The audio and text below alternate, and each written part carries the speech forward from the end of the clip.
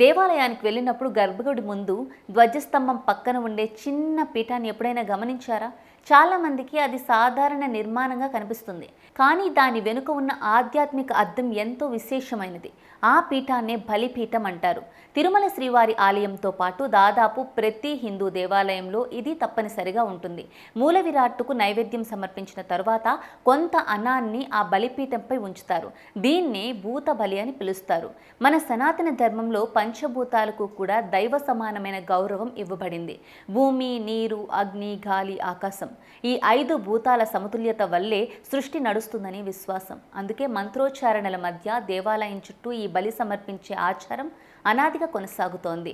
భూత బలి ద్వారా ఆలయ పరిసరాల్లోని సూక్ష్మ శక్తులు, దిక్పాలకులు, పంచభూతాలు సంతృప్తి చెందుతాయని ఆధ్యాత్మిక నమ్మకం.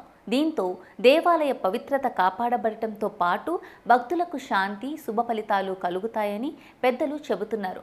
అందుకే దేవాలయంలో కనిపించే ప్రతి ఆచారం వెనుక గొప్ప ఆధ్యాత్మిక శాస్త్రం దాగి ఉందని సనాతన సాంప్రదాయం తెలియజేస్తోంది.